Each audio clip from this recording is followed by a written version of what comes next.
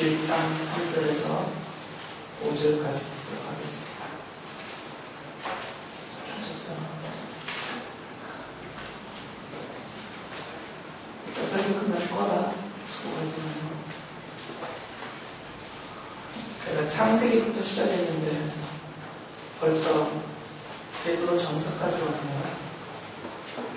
그 말은 여러분이 창세기부터 베드로 정서까지 읽었어야 된다는 말인데 아마 읽기 양이 많아서 충분히 못하셨겠지만 이 설교에 여러분들 참고하시면서 성경을 읽으시기 바랍니다. 제가 이 베드로전서 1장 3절부터 읽겠습니다. 세번역 성경을 읽어드립니다. 우리 주 예수 그리스도의 하나님 아버지께 찬양을 드립시다. 하나님께서는 그 크신 자비로 우리를 새로 태어나게 하셨습니다. 그리하여 그는 죽은 사람들 가운데서 예수 그리스도가 부활하심으로 말미암아 우리로 하여금 산 소망을 갖게 해주셨으며 썩지 않고 더러워지지 않고 낡아 없어지지 않는 유산을 물려받게 하셨습니다. 이 유산은 여러분을 위하여 하늘에 간직되어 있습니다. 하나님께서는 여러분의 믿음을 보시고 그의 능력으로 여러분을 보호해 주시며 마지막 때에 나타나기로 되어 있는 구원을 얻게 해 주십니다. 아멘.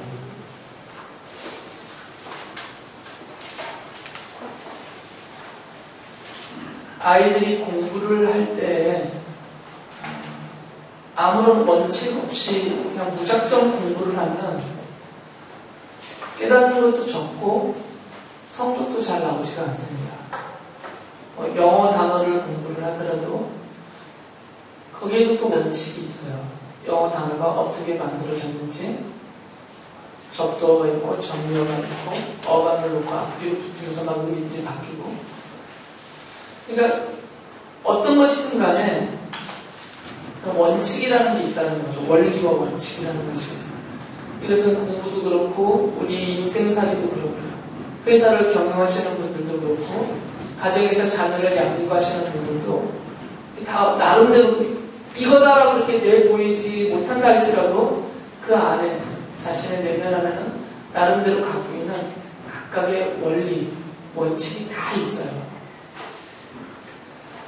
그래서 이것을 정확하게 알고 올바르게 세울수록 우리의 사는 삶이 좀 더 올바라지도록 좀 더 잘 나아갈 수 있도록 그렇게 만들어주는 힘이 그 안에서 나온다는 말이죠.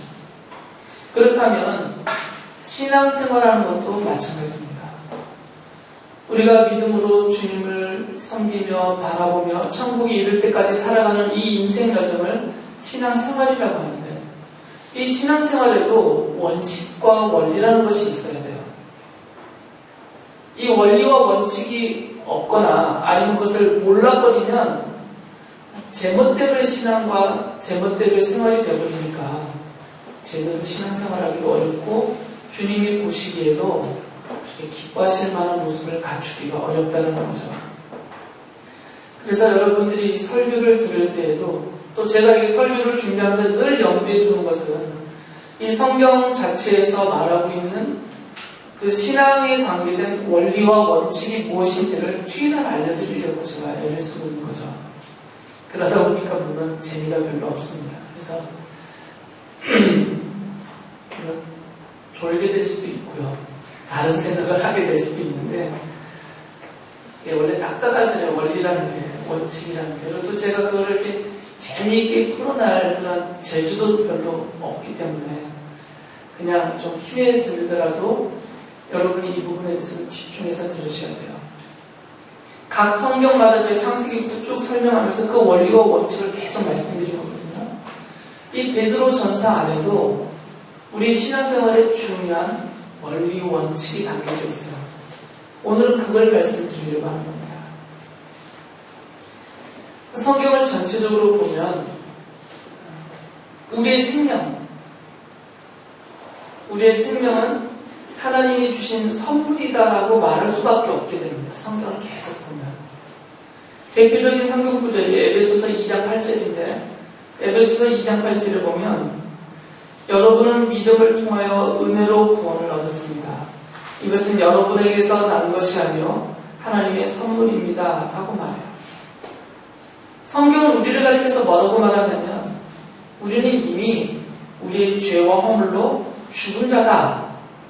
살아있는 것 같지만 사실은 이미 죽은 자다 라고 말하고 있어요. 에베소서 2장 1절 이렇게 말하죠. 여러분도 전에는 허물과 죄로 죽었던 사람들입니다.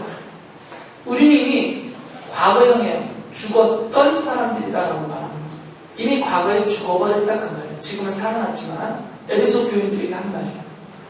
그러니까 바울 사도가 에베소 교인들을 향하여서 당신들은 이미 전에는 한번 죽었던 자들입니다 이렇게 표현한 것은 뭐냐면 제가 자주 설명해 드렸듯이 화병에 꽂혀있는 그 꽃꽂이에 된 꽃과 같다라고 생각하시면 된다라고 말씀드렸어요. 예쁘게 꽃꽂이가 되어 있잖아요. 우리 예배당은 제가 이제 꽃꽂이 이런 거 하지 말라고 하기 때문에 안 하잖아요. 아깝고 돈도 아깝고 별로 의미도 없고 저 대신 꽃만 보는 분이 혹시 한 명이라도 생길까봐 실제로 그래요. 설교가 따고 나면 꽃만 보는 분이 있어요. 꽃잎 세는 사람도 있고 그래서 제가 별로 앞에다 뭐 장식하고 이런 거 별로 싫어합니다. 그래서 이 화병에 꽃꽂이를 예쁘게 해놓은 교회들이 많잖아요. 그런 꽃꽂이에 대한 꽃을 보면 예쁘다 하고 막 정말 좋아하고 가서 냄새도 나고 사진 찍고 막 그러잖아요. 그런데 제가 드렸던 질문이 그거 아닙니까? 그 화병에 꽂힌 그 꽃이 살아있는 꽃이나 죽은 꽃이나 답은 뭐라고 그랬어요? 살아있는 듯 하나 죽은 꽃이다 라고 말씀드렸잖아요. 왜냐하면 이미 가지가 잘라져 버렸기 때문에 이 가지는 잘라져 버렸기 때문에 이제 이 가지 안에 있는 그 영양만큼 살다 죽어요. 아무리 화병에 물을 갈아주고 오래 둬도 꽃은 다 시들게 되어 있거든요. 그게 뿌리와 연결된 몸통과 연결되어 있을 때나 이것이 제대로 살아있는 생명이 있는 것 같아 보이지. 일단 가지가 잘라져 버리면 살아있는 듯하나 그 가지 안에 있는 물기와 양분이 다 빠져나가면 죽어버린다고 말라버린다는 거죠. 바울 사도가 하는 얘기가 이것입니다. 본래 하나님이 우리 인간을 창조하셨을 때에는 하나님과 우리가 이렇게 연결되어 있었잖아요. 그래서 하나님으로부터 공급되는 생명이 있었단 말이죠. 날마다 풍성하게 주시는 이 하늘의 생명이 우리 안에 가득 차 있었는데 우리가 죄를 지음으로 인해서 하나님을 배반하고 하나님을 거절하고 스스로 하나님을 떠나서 완전히 죄인된 삶에 빠져버린 순간 이 생명의 공급이 끊어져 버렸다 그 말입니다. 마치 그 태아가 그 자궁 안에서 탯줄로 엄마에게 연결되어져 있어서 엄마가 먹는 영양들이 탯줄을 통해서 아이에게 공급되어지는 것처럼 그래서 이 탯줄은 이 태중에 있는 아이에게는 생명줄이거든요. 이게 끊어져 버리면 죽잖아요. 그 생명성과 같이 하나님과 우리 사이를 연결됨이 있었단 말이죠. 눈에 보이지 않는 신비로운 연결이 있었어요, 실제로. 그래서 아담과 하와가 범죄하지 않았다면 이 신비한 생명의 연결선을 통해서 그들은 영원한 생명을 하나님으로부터 공급되는 영원한 생명을 누릴 수가 있었을 것이에요. 그런데 스스로 그것을 끊어버리고 떠나버렸잖아요. 그 이후로 이 죄인인 아담의 후손으로 출생한 모든 사람들이 본성적으로 하나님을 싫어합니다. 하나님을 거역하고 죄 짓는 것을 훨씬 좋아해요. 실제로. 그러다 보니까 이미 잘라진 꽃가지처럼 살아있는 것 같아 보이지만 죽은 자가 되어버렸다 그 말이죠. 그래서 어떤 분들은 무병장수하여서 100년간 사는 분이 계세요. 이런 분들은 그 잘라진 꽃가지 안에 100년만큼의 살 수 있는 것이 담겨져 있기 때문에 그만큼 살다가 말라버리는 거죠. 그리고 영원한 지옥에 떨어지는 거잖아요. 안타깝게도 어떤 아이들은 고작 1년 살다가 가는 아이들도 있어요. 제 조카는 둘째 형님의 조카님 몇 달 못 살고 죽었어요. 정말 몇 달 못 살고 아이였을 때. 그러니까 결국은 이 얼만큼이나의 기간의 차이일 뿐이지 잘나져서 살아있는 듯 하나 죽었다라는 것은 똑같다라는 거죠. 모든 사람들이. 그래서 바울사도가 지금 그 얘기를 한 것이잖아요. 여러분도 전에는 허물과 죄로 죽었던 사람들입니다. 살아있는 것 같아 보이지만 이미 다 죽은 자들이다. 점점 말라서 나중에는 삐짝 말라버리는 그 꽃 가지들처럼 우리 인생이 그렇게 말라가고 있잖아요. 실제로 이 땅에 사는 것이. 지연이나 은혜가 이걸 모르겠죠. 얘네들은. 잘 보니까. 날이 갈수록 더 내 몸에 뭐가 더 가득 채워지고 내가 되게 더 막 풍족하게, 풍성하게 더 막 좋아지는 것 같은 착각 속에서 이 10대는 살지만 그러나 30대만 근접하게 되면 벌써 알아요. 우리 인생이. 우리 인생은 죽어가고 있구나. 다 알게 된단 말이죠. 그러니까 정말 안타까운 표현이지만 제가 53세잖아요. 저는 53년을 살아온 게 아니라 사실은 죽음을 향해서 53년간 죽음의 길을 온 거죠. 제가 몇 살에 죽게 될지 모르지만 그 죽음의 때가 되면 저는 다 찾으면 죽게 되는 거잖아요. 그러니까 실제로 살아있는 듯 하지만 죽은 인생으로 살아왔다 그 말이에요. 그런데 하나님이 우리를 살리셨다라고 말하잖아요. 살리셨다라고. 살리신 방법이 뭐냐? 하나님이 우리에게 믿음을 주셔서 그 믿음 안에 담겨있는 생명이 우리 안에 들어와서 우리가 살아나게 된 거죠. 우리가 예수님을 믿을 때 그 예수님은 생명 자체이시고요. 예수님은 생명의 빛이다라고 요한복음 1장에서 말하잖아요. 예수님을 믿을 때, 예수님을 영접할 때, 예수님을 나의 구주로 모셔드릴 때 예수께서 내게 생명의 빛으로 오셔서 죽었던 나를 다시 살려내셨다 그 말이에요. 그래서 이 자리에 있는 여러분들은 죽은 자가 아니라 산 자다 그 말입니다. 살아있는 듯 하나 죽은 자가 아니고 죽어가는 것도 아니고 살아있는 듯 하나 이미 죽었다고 성경이 말하니까 죽은 자가 아니라 우리는 그렇게 죽었던 자였는데 예수님으로 인하여서 새 생명을 받고 우리는 살아난 산 자가 되었다라고 성경이 말하는 거죠.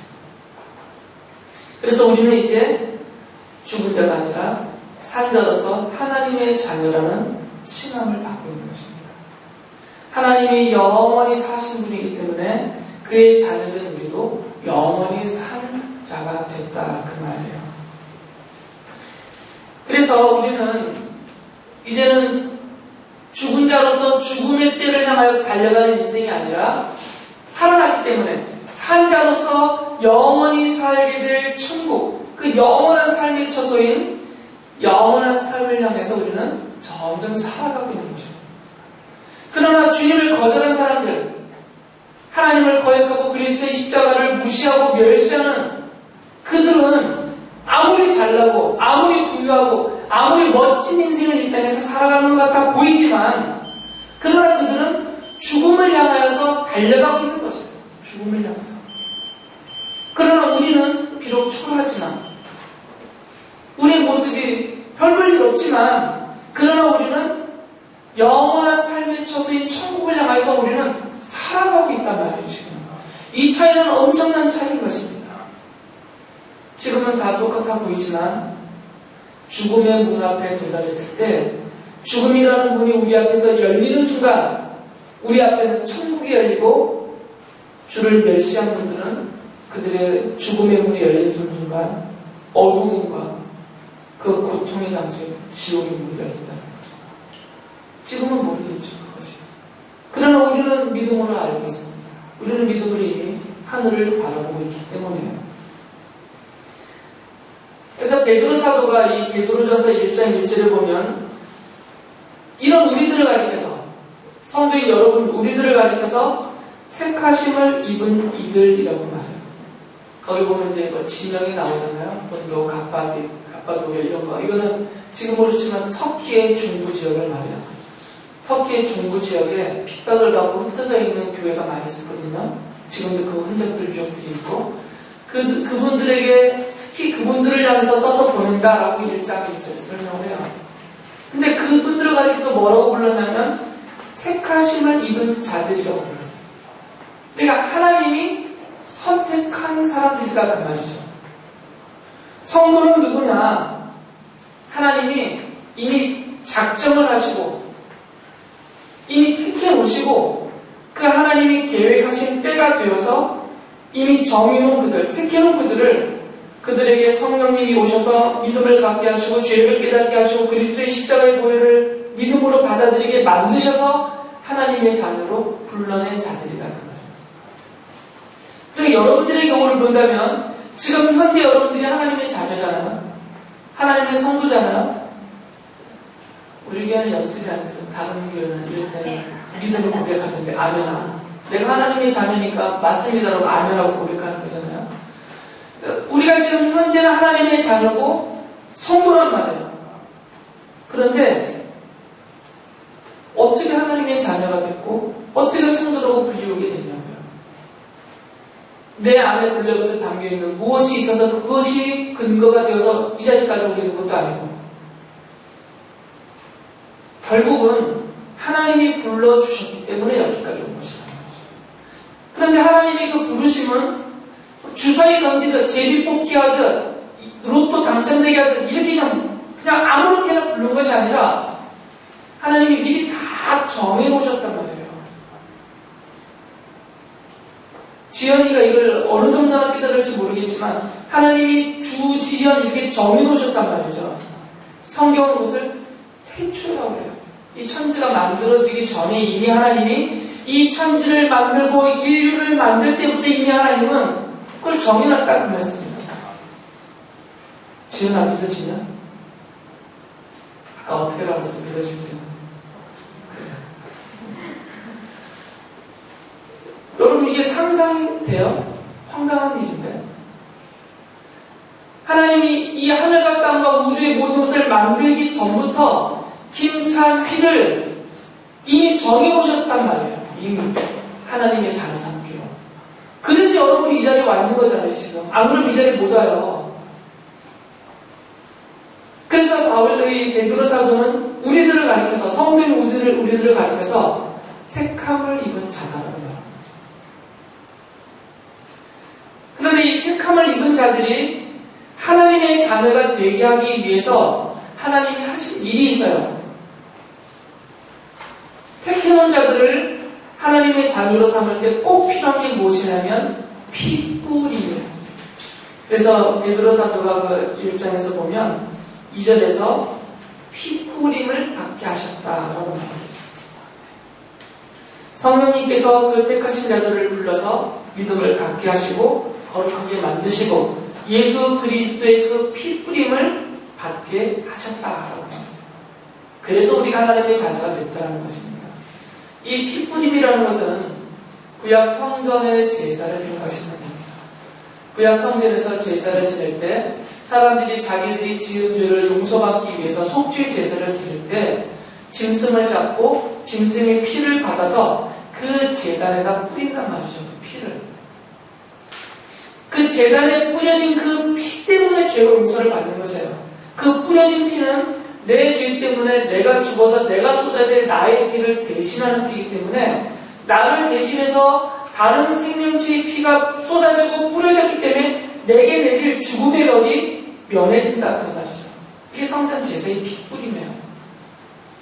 우리도 그런 피뿌림을 받았다는 거죠. 예수 그리스도의 피뿌림. 어디에서 주께서 피를 뿌리셨어요? 십자가에서 쏟으셨잖아요. 주님이 십자가에 쏟으신 그 피가 바로 제단에 뿌려진 피뿌림과 같은 의미다 그 말이죠. 그런데 주님의 피는 이 길바닥에 뿌려진 피가 아닙니다. 그것은 하늘 성전에 뿌려진 피예요.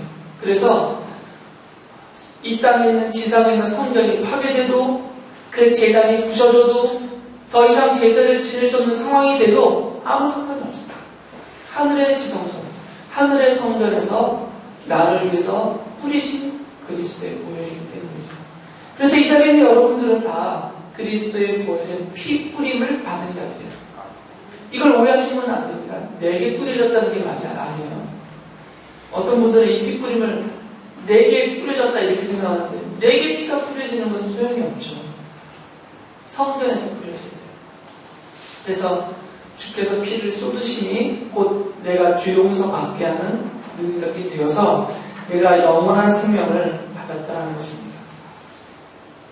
그러면 이것을 우리가 믿는다면 내가 지금 받은 이 생명, 천국에까지 이르러서 영원토록 살게 된 이 영원한 생명을 하나님의 선물이 아니다라고 감히 누가 말하겠냐고요.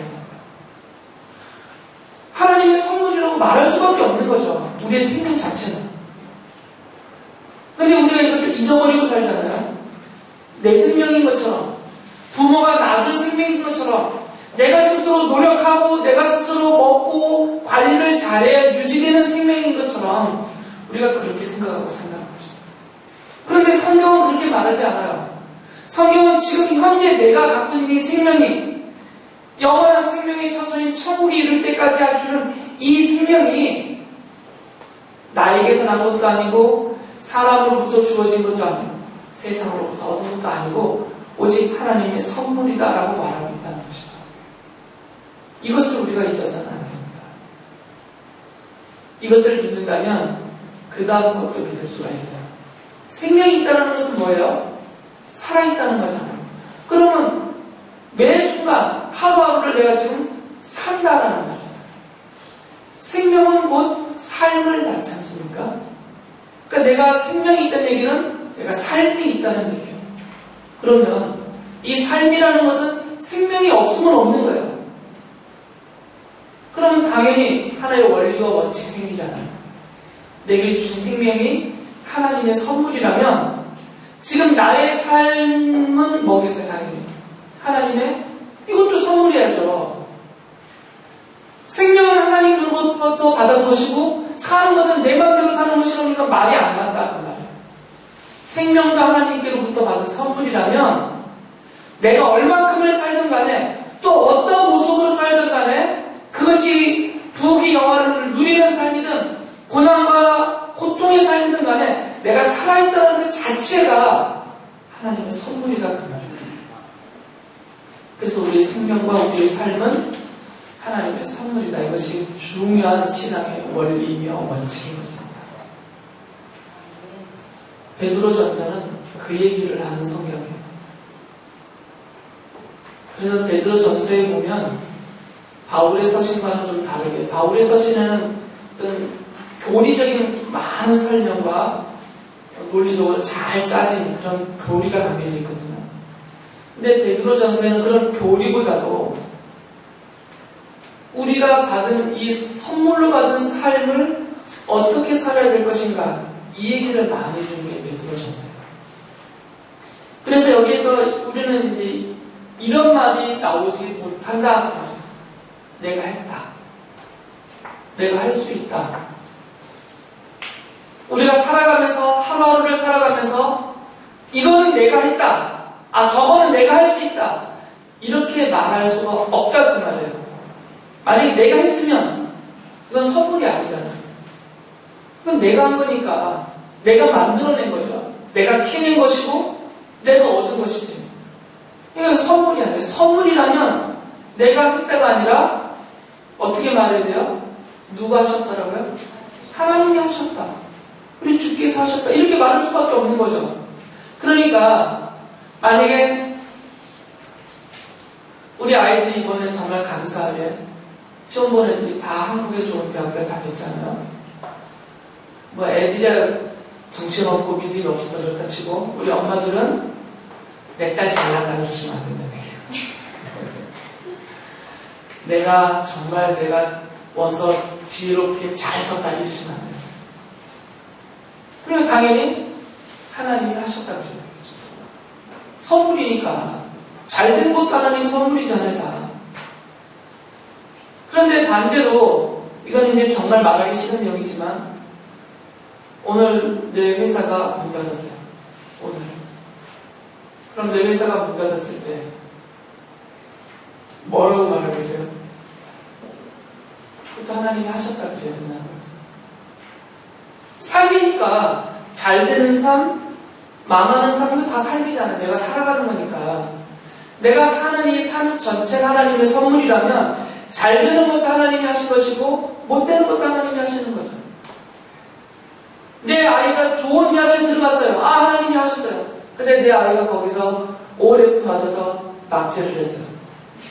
그러면 그때 쫓아가서 내 아이 머리끄댕이 잡고 죽일 거야? 어떡하겠어요? 그것도 하나님이 하신다고 말할 수밖에 없다는 거죠.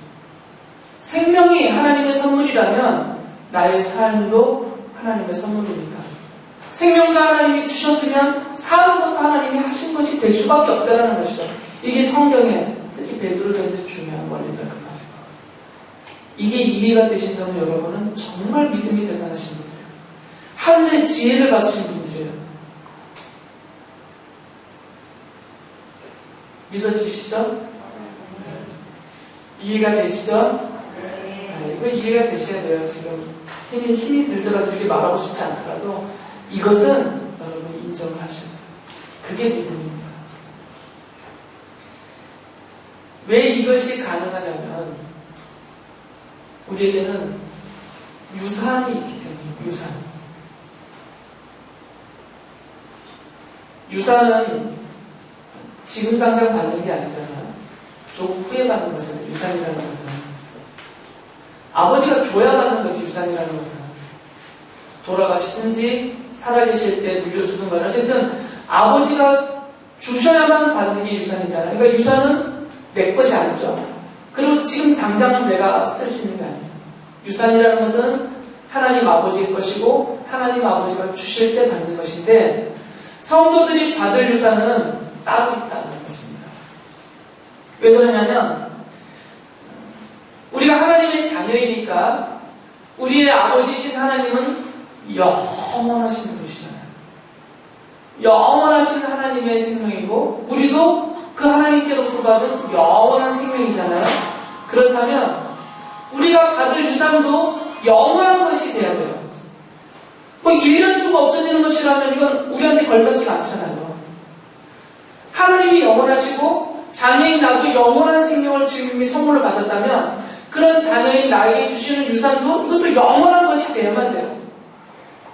일시적이고 잠시 쓰고 없어지는 그런 것이면 안 된단 말이에요. 맞지 않는 거죠, 이거는. 그래서 안타깝게도 성도의 우리들이 받을 유산은 이 땅에서는 하나도 없어요. 왜 그러냐면 이 땅의 것은 영원한 것이 없잖아요. 그래서 베드로 사도가 뭐라고 말씀하셨냐면 1장 4절에서 썩지 않고 더러워지지 않고 낡아 없어지지 않는 유산이 우리의 것이다라고 말하는 거죠. 이 땅에 있는 것들은 때가 되면 다 썩어서 없어져요. 낡아서 없어지고 그리고 더러워지잖아요. 그러니까 우리한테 안 맞는단 말이죠. 우리는 영원한 존재이니까 영원한 생명을 받은 자이니까 이 땅에 돈이 아무리 좋아도 이 돈이 영원한 것이 아니기 때문에 우리의 유산이 아니라는 거예요. 이 땅에서 높은 지위와 권력이 아무리 최고라 치더라도 그게 영원한 것이 아니니까 우리가 받을 유산은 아니다 그 말이에요. 건강을 원하고 가정의 평화를 원하고 자녀가 형통한 것을 원하고 우리가 세상 사람과 다를 것 없이 바라는 그 모든 것들이 우리가 인간적인 삶을 이 땅에 살기 때문에 당연한 것이긴 하지만 그러나 아무리 구하여도 본래는 그 내가 구하는 그것들이 하나님으로부터 내가 받을 유산하고는 전혀 상관없는 것들이다 그 말이에요. 억울하세요? 그것도 좀 받으면 좋겠는데 물론 주세요. 야 너희들 거는 저기에 있으니까 여기서는 하나도 안 된다 그 말씀이 아니고 당연히 주시죠. 자녀들이 이 땅에서 살아야 되고 교회를 세워야 되고 전도를 해야 되고 하나님을 일을 해야 되기 때문에 거기에 필요한 것들은 다 주시는데 세상 사람들이 누리는 것처럼 주실 건 주시는데 주셨다 하더라도 그게 본래는 우리 유산이 아니다 그 말이에요. 우리 유산은 영원한 거예요. 영원한 거예요. 그래서 이것은 이 땅에다가 둘 수가 없는 것입니다. 이 땅에 있는 창고에다 넣을 수가 없는 것입니다. 영원한 것이니까 이 땅에 넣을 수 있는 것이라면 다 썩어지고 더러워지고 낡아 없어지는 것들이잖아요. 그래서 어디에다 둬야 돼요, 유산은? 하늘에 둘 수밖에 없는 것이죠. 그래서 그래서 베드로 사도가 말한 거잖아요.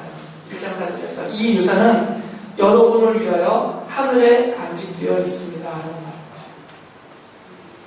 그래서 하늘에 있는 거죠. 그래서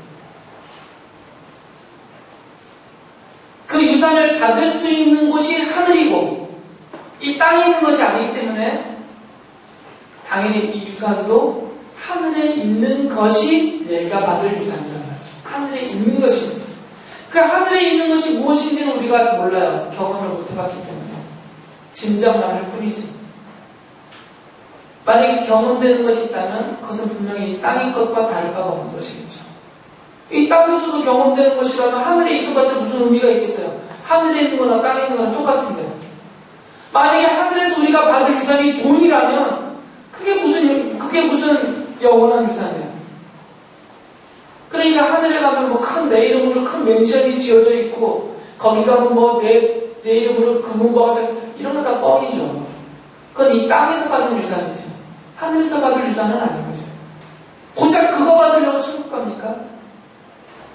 우리가 이 땅에서도 얻을 수 있는 유산을 얻으려고 그렇게 죽어가면서 천국을 가려고 하겠냐고요. 그 힘으로 여기서 돈 벌지. 그럼 여기서 더 얻을 수 있는데. 이 시간에 여러분이 여기 앉아있지 말고 나가서 일하시면 이 땅에서 얻을 유산은 더 많이 얻는다니까요. 근데 우리는 그런 거 얻으려고 지금 천국을 바라보는 자들이 아니잖아요. 뭔지는 모르겠어요, 저도. 근데 이 땅의 것하고는 비교가 되지 않는 것이죠. 그래서 바울 사도가 빌립보서 3장 20절에서 이런 말씀을 하셨어요. 우리의 시민권은 하늘에 있습니다. 내 시민권은 이 땅에 있지 않고 하늘에 있다고 말했어요. 그러니까 하늘이 내 집이다 그 말이에요. 그러니까 하늘에 가야만 내가 그 하늘의 유산을 풍족하게 누리는 것이지 이 땅에 있는 동안에는 그거는 누리기 어렵다 그 말이에요. 그런데 그것이 뭔지를 모르기 때문에 바울 사도는 로마서 8장 18절에서 우리가 받을 하늘의 유산을 영광이라는 단어를 썼어요. 생각하건대 현재의 고난은 장차 우리에게 나타날 영광과 비교할 수 없다. 비교가 안 된다 그 말이죠. 하늘의 유산. 그게 도저히 비교가 안 되기 때문에 뭐라고 쓸 말이 없어요. 그래서 영광이라고 했어요.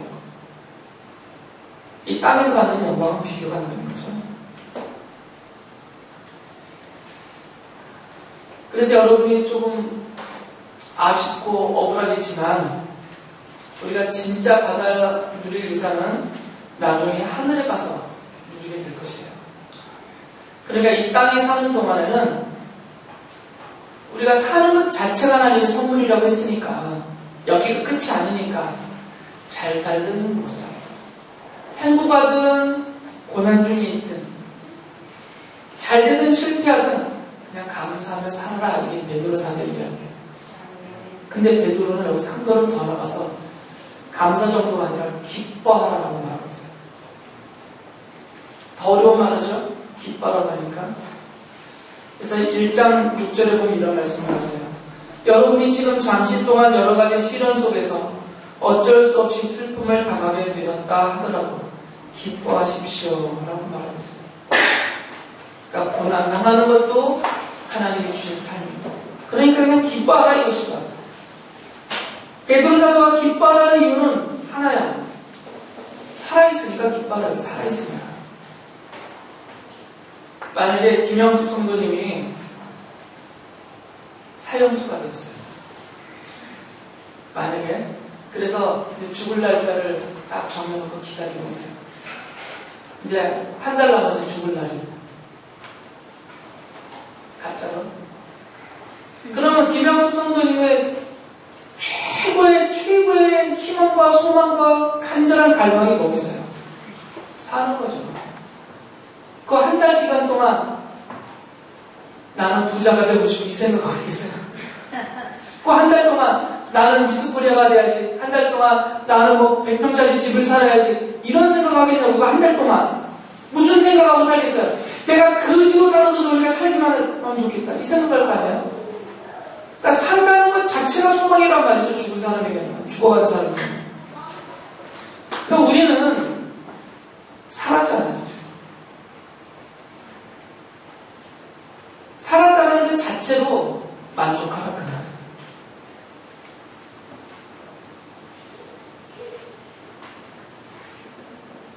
지금 고난 중에 있더라도 살아있잖아요. 앞으로도 영원히 살게 될 거잖아요. 더군다나 그냥 이 베드로 사도나 바울 사도의 말에 하면 그 고난은 잠시 잠깐이라고 말하고 있잖아요. 이렇게 이 땅에서 똑같고 점점점 더 거세고 힘든 고난의 삶을 살다 죽어서까지 영원한 고난의 삶이라면 이게 우리에게 소망이 아니잖아요. 베드로 사도는 그것을 이렇게 설명합니다. 이 고난이 무엇인가? 1장 7절에 보면 하나님께서는 여러분의 믿음을 단련하셔서 불로 단련하지만 결국 없어지고 마는 금보다 더 귀한 것이 되게 하시며 예수 그리스도께서 나타나실 때 여러분에게 칭찬과 영광과 존귀를 얻게 해주십니다. 그러니까 우리가 이 땅에서 당하는 고난의 성격을 말해주는 것입니다. 이것은 단련이라는 말이죠. 단련.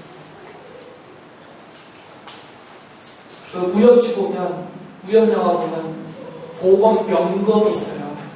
이 칼로 치면 돌도 쪼개지고 다른 사람 칼도 잘라지고 막 바다도 가르고 막 하늘도 가르고 막 그래요. 무협지는 그래요. 그런데 이 명검들, 이 보검들은 흔한 것이 아닙니다.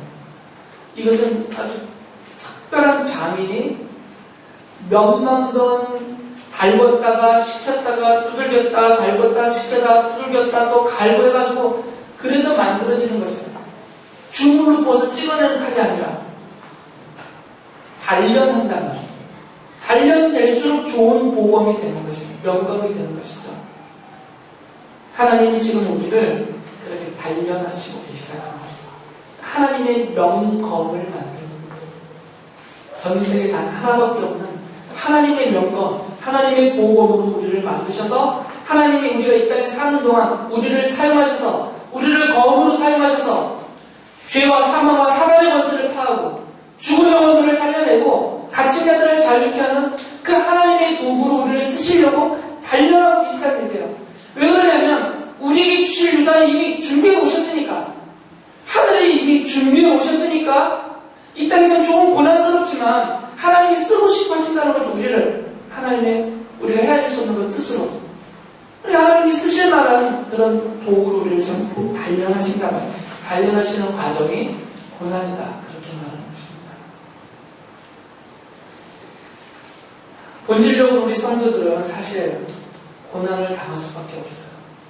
왜 그러냐면 성도가 누구예요?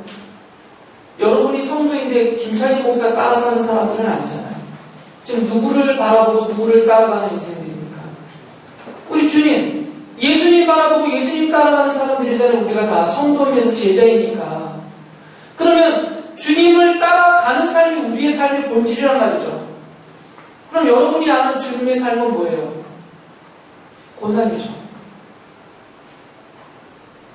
죽은 자 살려내는 능력만 보여요? 바다를 걸으신 능력만 보이고 오병이의 기적을 베푸신 그런 능력만 보이십니까? 이 뒤에 있는 십자가는 안 보여요? 주님이 이 땅에 오셔서 아무리 중간 과정 중에 3년 동안 많은 능력을 행하시고 대단한 일을 하셨더라도 결국은 주님의 끝은 십자가라는 거죠. 이것은 십자가를 향한 고난의 과정 중에 일부일 뿐이에요. 그래서 주께서 오신 것도 고난이고 살으신 것 자체가 고난이란 말이죠. 이 땅에서 십자가를 향해서 갈 때까지. 그리고 주님을 따라가는 우리의 성도의 삶이 그리고 고난일 수밖에 없다, 그 말이에요. 요한복음 18장 36절에서 주께서 십자가에서 달리시기 전에 이런 말씀을 하셨어요. 예수께서 대답하시되 내 나라는 이 세상에 속한 것이 아니니라. 만일 내 나라가 이 세상에 속한 것이었더라면 내 종들이 싸워 나로 유대인들에게 넘겨지지 않게 하였으리라. 이제 내 나라는 여기에 속한 것이 아니니라 라고 말씀하셨어요. 예수님이 내 나라는 이 땅에 있는 것이 아니라 하늘에 있는 나라이기 때문에 내가 이 땅에 사는 동안에는 고난을 받을 수밖에 없다. 제자들에게도 말씀하셨어요. 너희가 세상에 속한 자이면 세상이 너희를 좋아했을 것이지만 너희가 나에게 속한 자이기 때문에 하늘에 속한 자이기 때문에 세상이 나를 미워하고 너희들을 미워하는 것은 너무나 당연하다. 그러니까 내가 고난당하는 것처럼 너희들도 고난당하는 것은 너무나 당연한 원리이다. 이것이 주님이 직접 하신 말씀이에요.